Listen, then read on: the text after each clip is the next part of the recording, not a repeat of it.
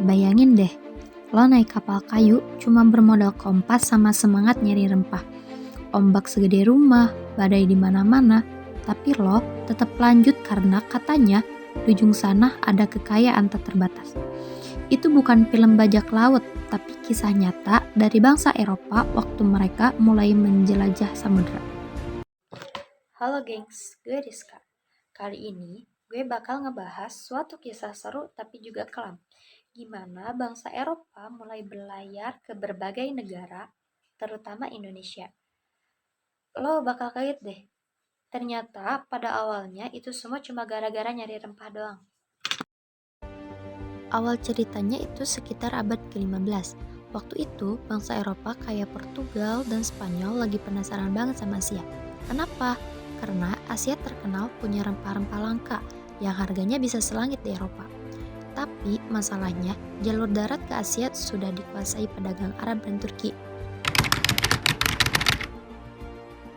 Awalnya mereka cuma niat dagang, tapi lama-lama mereka sadar, ngapain cuma beli rempah kalau bisa nguasain tempatnya sekalian. Dari situ mulai yang namanya kolonisme, yaitu penguasaan suatu wilayah buat nyari keuntungan ekonomi. Portugis duluan datang ke Malaka tahun 1511, terus Spanyol ke Filipina, dan Belanda datang ke Indonesia lewat VOC, Verenigde Oostindische Compagnie. VOC ini bisa dibilang kayak perusahaan super kaya, tapi juga super kejam. Mereka maksa rakyat Indonesia kerja paksa mengambil hasil bumi kayak pala, cengkeh, dan kopi. Terus dijual mahal di Eropa. Rakyatnya yang melawan, banyak yang disiksa, bahkan dibunuh. Kolonisme bikin bangsa kita miskin di tanah sendiri, sementara penjajah hidup mewah dari hasil bumi kita. Habis puas nguasain ekonomi, Eropa naik level. Mereka mulai imperialisme. Bedanya, kalau kolonisme fokus ke ekonomi, imperialisme itu lebih luas. Mereka ngatur politik, budaya, pendidikan, bahkan cara hidup rakyat di wilayah jajahan. Negara jajahan dijadiin tempat buat nyari bahan baku, tenaga kerja murah, dan pasar buat barang-barang mereka. Makanya muncul istilah The White Man's Burden. Katanya sih mereka mau memajukan bangsa lain, padahal cuma alasan buat nguasain dunia. Di Indonesia, imperialisme bikin Belanda makin kuat. Mereka bikin sistem tanam paksa, ngebatasi pendidikan rakyat, dan bikin rakyat susah bangkit. Tapi dari situ juga muncul perlawanan, kayak di Ponorogo, Patimura, Cut Nyadin, yang berani lawan meski senjatanya kalah. Dampaknya gede banget.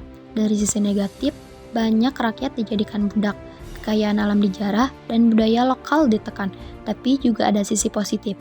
Eropa bawa ilmu pengetahuan, teknologi, dan memperluas hubungan antar negara. Cuma ya tetap aja cara mereka ngelakuinnya itu nggak manusiawi. Dari sejarah ini, kita belajar kalau rasa ingin tahu dan ambisi bisa bagus asal bukan buat nyakitin orang lain. Jadi jangan cuma pengen menang sendiri, tapi pikirin juga dampaknya buat sekitar.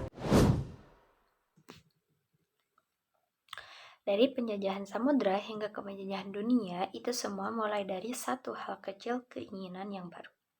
Sayangnya, enggak semua perjalanan itu berakhir dengan baik. Jadi, kita harus belajar untuk tidak mengulangi kesalahan yang sama seperti di masa lalu. Gue Rizka, makasih udah nonton sampai akhir. Jangan lupa like, comment, and share. Dadah. See you next time.